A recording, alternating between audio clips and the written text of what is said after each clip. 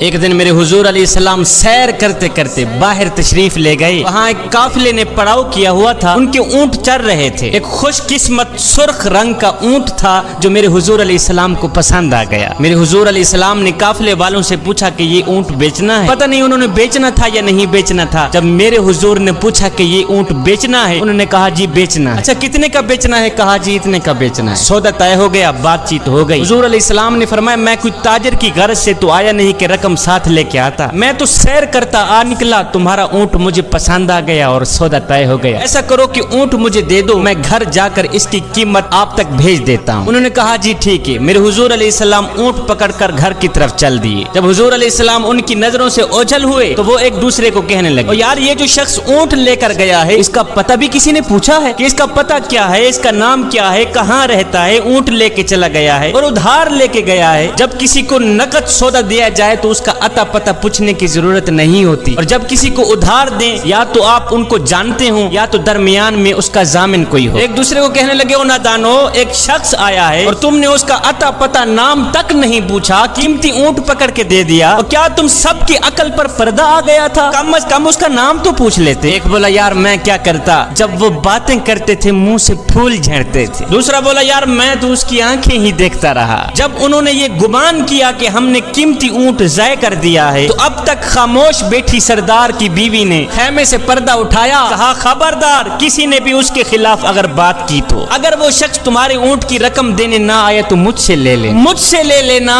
میں اس شخص کی ضامنہ ہوں. انہوں نے کہا اچھا تو اسے جانتی ہے؟ کہا نہیں میں بھی نہیں جانتی. کہا جب جانتی ہی نہیں پھر ضمانت کیسے دے دی؟ کہا جب تم سودا کر رہے تھے تو میں خیمے کے اندر سے دیکھ رہی تھی کہ جس کا چہرہ اتنا خوبصورت ہو وہ جھوٹ بولتا ہی نہیں, وہ دھوکہ دے ہی نہیں سکتا. ابھی تمہارے پیسے آنے والے ہیں. تھوڑی دیر گزری ہی تھی کہ میرے حضور علیہ السلام کے غلام آ گئے پیسے لے کے. کہنے لگے کون ہیں وہ لوگ جس سے ہمارے آقا نے اونٹ خریدا ہے؟ کہا جی ہم لوگ ہیں. صحابہ نے کہا یہ لو تمہاری اونٹ کی رقم, یہ لو تمہارے اونٹ کی قیمت.